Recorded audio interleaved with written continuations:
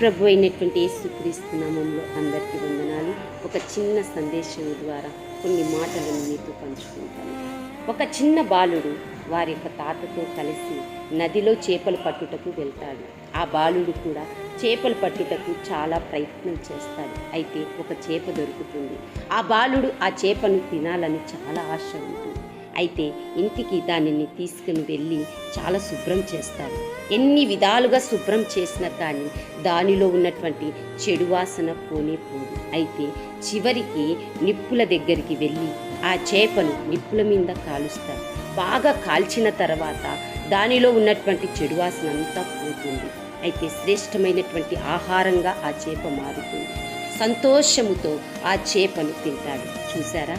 అలాగే ఆ చేప మన మనసు అయినట్లయితే ఆ చేప నుండి వచ్చేటువంటి చెడు వాసన మన ఆలోచనలు, మన తలంపులు, చెడినటువంటి మన ఆలోచనలు, తలంపులు పోవాలంటే వాక్యం అనే అగ్ని చేత కాల్చబడినప్పుడు మన మనస్సు శ్రేష్టమైనటువంటిదిగాను పరివర్తనం చెందుతుంది. కాబట్టి దేవుని వాక్యం సెలవిస్తుంది, మిమ్మల్ని శోధించుటకు మీకు కలుగుచున్నటువంటి అగ్ని వంటి మహాశ్రమల గురించి ఆశ్చర్యపడకుడి.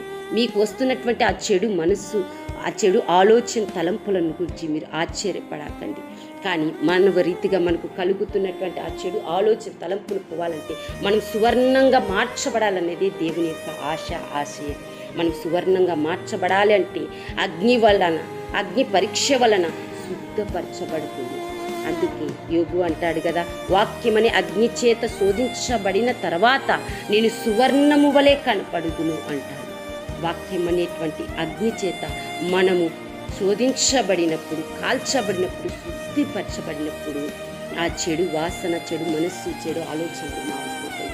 ఈ యొక్క చెడు మనస్సును, ఆలోచనలు, తలంపులు మార్చుకొని సువర్ణముగా వలె కనపడాలన్నది దేవుని యొక్క చిత్తము, ఆలోచన.